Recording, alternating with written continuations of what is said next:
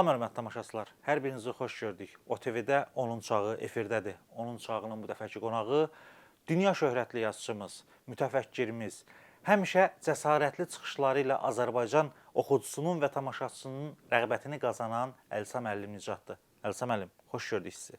Çox sağ olun, var olun. Bu gün Azərbaycan ədəbiyyatında kimləri diktator adlandırardınız? Şəxsən yazıçı və Yazıçılar Birliyinin sədri Anar diktatordurmu sizcə? Tabii diktatörün boynuzu olur veya entrikası olursa. Yəni 38 ildə... Kanun var da 5 yıl, 10 yıl oldu, sonra çıkıp giderler de. Bu getmemeyin özü nedir hakimiyetten? Hakimiyetten bir prezident getmeyende onu ne adlandırırlar? Mesela 2 defa seçir ama bir de Avrupa getmeyende ne adlandırırlar? Ha yaxşı da bu sen burada oturmuşsan hele bu sensin yorulub bəyəm. Bu sənə hazırlanıb bu stol. Oturup çıkıp gelirler de. Nece Amerika prezidenti George Washington 2 defa oldu. Ne kadar xahiş elədilər. Ya cənab prezident icazə ver konstitusiya maddə əlavə eləyək.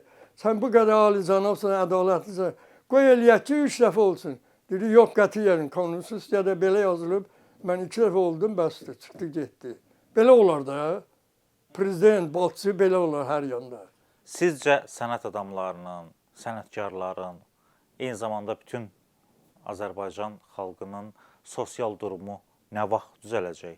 Hamı şikayət eləyir, eyni zamanda müəyyən bir süstlük, səssizlik də var. Bununla bağlı fikirlərinizi almaq istəyərdik ki, bu səssizliyin səbəbi nədir? Əltəqəs olur. Şaq gibi soğuk. Bu sual ağır vəziyyətdə yaşayırsa, biri durub tələb, mən heç eşitməmişəm ki, biri durub geçsin bir yana polisə, ya bir zada icra hakimiyyətinə, ya zada belə ki, mən dolana bilirəm, mən tələb edirəm, mən maaşım artsın, bir müəllim, bir zad, bir eşitmişsən. Öyle şey yoktu axı, tələb eləmirlər. Tələbat yoxdur, o da eləmir də. Böyle buna kifayət edir. Kartof çörək yeyir də, nə var? Yeyir dolanır da. Əlsa müəllim, yüzlərlə, bəlkə də minlərlə oxucunuz var. Həmin oxucular sizə həm mənəvi, həm də maddi olaraq sahib çıxa bilirlərmi? Bir dəfə oldu da, dedim də, 4-5 il qabaq, bir dəfə oldu, bir 7 minə qədər pul gəldi. Gözlərimiz kəlləmizə çıxmış, Üzeyir güllə gedirdi. Elə hər 2 saatdan biri 1000 manat kimi gətirirdi. Bir dəfə oldu belə. Ardı gəlmə. 90 ilə bir dəfə. Siz 2 dəfə görmək üçün gərək 180 il. Bir dəfə də olsa, mənim ömrümün axırına kimi kifayət edir. 2000, 3000 olsa, həm borclarımı verirəm, həm də ki, müəyyən qədər kifayət edir də. İndi 400 manat pensiya alıram, 200 manat da tərzimə alıram. Bu tərzimə gedir. Tərzimə deməli, Aristotelin həyatından yazılmış romandır, onu tərzimə edirəm. Belə şeyləri heç kim eləmir, belə şeylər Azərbaycanda çıxmır. Platondan, həyatından bəhs edən romanı tərzimə eləmişəm, nəşriyyatdadır. İndi Aristotelin tərzimə edirəm. Belə biri olsa, bir 3-4 min də gəlsə, bizə yəqin ki, mən də 90-dan çox, 90 yaşamışam. Bu Əziz oğlu, Əzizli nədir? Adı yadımdan çıxır, Sülhüddin. O bayaq dediyimiz kişi. Demiş ki, Ərasın demiş ki, 100 il yaşayacağım da, mənim atam da 100 il yaşayıb. Mən də inanıram ki, mən də atam qədər yaşayacağım. 10 il var da, 10 ilə bir 3-4 min də gəlsə, mən 10 ili rahat yaşayacaq. Pensiyada artırır, gələn ildə 30 manat artacaq. Gözümüz aydın. İlham müəllim, çox sağ ol. 30 manat artırırsan mənim pensiyamı, çox sağ ol. Buradan, OTV-dən sizi istəyənlərə, sevənlərə maddi yardımla bağlı hər hansı bir müraciət ünvanlamaq istəyirsinizsə, buyurun.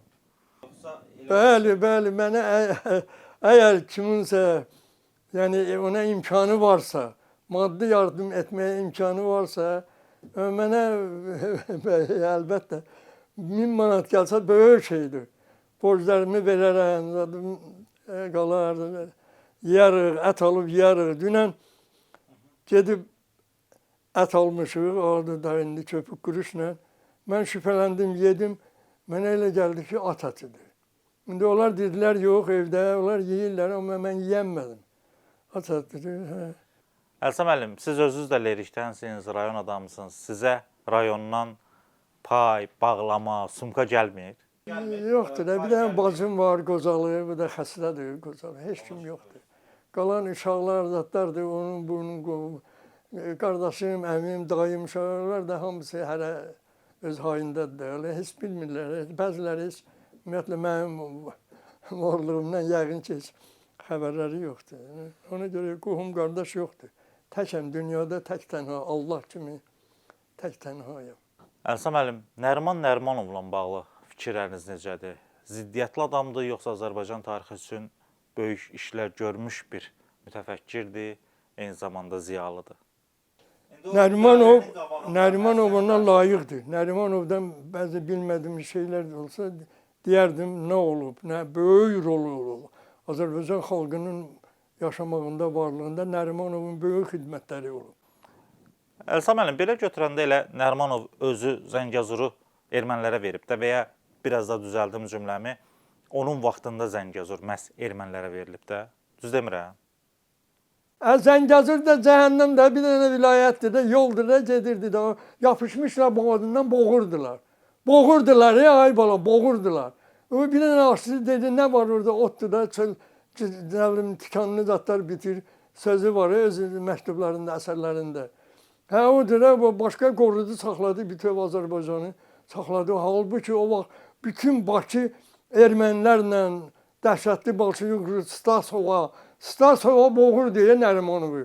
Köhnə balçılıqdır, arvaddır bir dənə.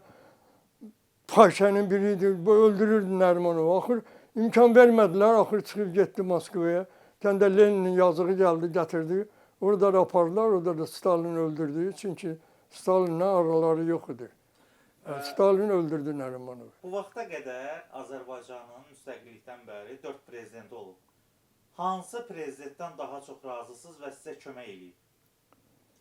Maddi, mənəvi olaraq. Mütəllibov, Elçibəy, Heydər Əliyev, İlham Əliyev, hansından daha çox razısınız? Ən pisi mənə görə Elçibəydir. Azərbaycan bu prezidentlərin ən pisi.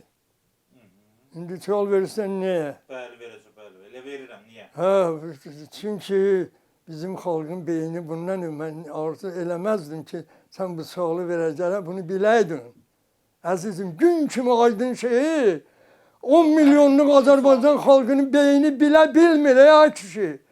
Bilə bilmir. Heydər Əliyevi kim gətirdi? Sual verirəm, kim gətirdi? Kim gətirdi? O. Kim gətirdi? Bay kim göndərdi? Kimin ixtiyarı vardı gedib Naxçıvanda vertolyota mindirib gətirə bilərdi. Prezidentin rayı olmadan, icazə vermədən kim gedib gətirə bilərdi? Amma Heydər Əliyev çıxışlarında deyir ki, məni xalq çağırdı, xalq gətirdi. Xalqın nəyi var? Xalq kimdir? Xalq gətirdi, getdi ora. Kimlər gətirdi? Ziya Bunyadov, Ziya Bunyadov akademiyada gedə-gedə başına vururdu ki, mən gətirdim bunu. Ziya Bunyadov niyə öldürdülər?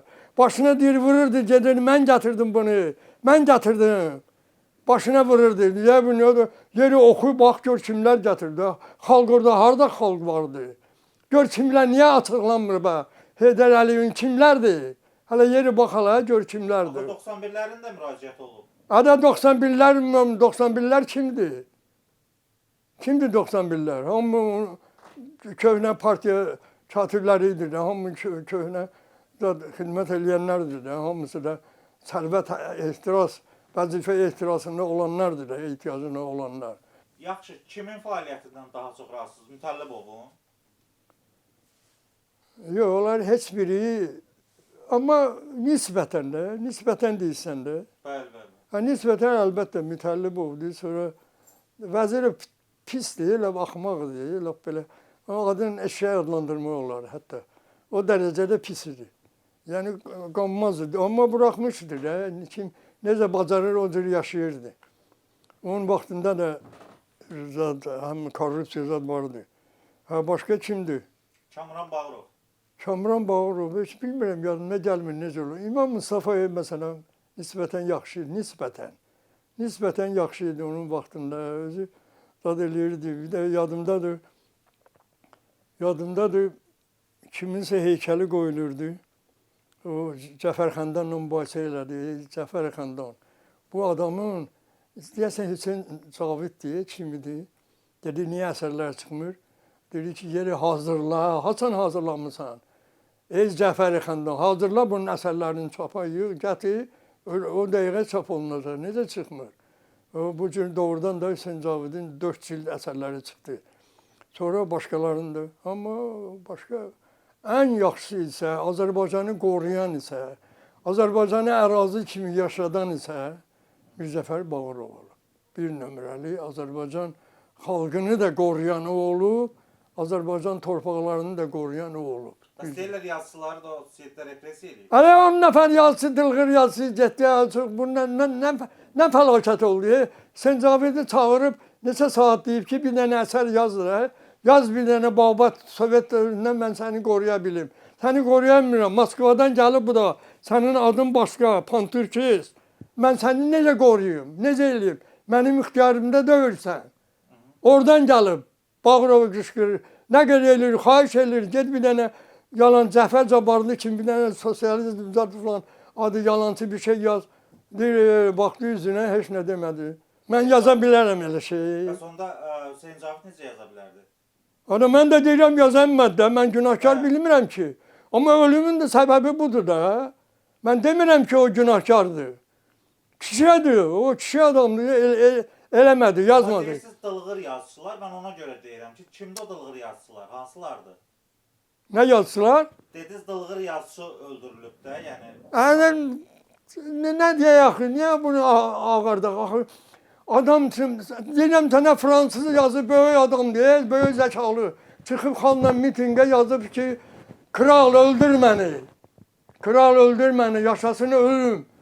Ölümdür də, gəlində Müşfiq ölüb, Cavid ölüb, o ölüb, bu ölüb. Ölümdür də xalqın taliyidir, 10 nəfər ölüb. Bundan nə böyük azar bunu bayraq eləyirsiniz, amma lazım olan adamları öldürüləndə onu heç dilinizə gətirmirsiniz ki, Ziya Bünyadov kimi adamı niyə öldürdülər, ağzına vurdular ki, ağzını yum. Niyə tapancanla gülləni onun ağzına vurdular? Heykəl də qoyulub belə, ağzına vurulub güllə. Ha bunu demirsiniz, elə yapışmışsınız, Müşfiq belə gəldi, Cavid belə, getdilər də, öz günahları üzündən yazaydılar, sosializmi tərifləyəydilər, öldürməyəydi. İstəyirsiniz əgər yaşasın. Beləydi də, onda tələb beləydi. Onda mən də olsaydım, mən də sözsüz ki, öləcəkdim də. Ya heç nə yazmazdım, ya da öləcəkdim. Əlsa müəllim, bizə dəyərli vaxtınızı ayırdığınız üçün sizə sonsuz təşəkkürümüzü bildiririk.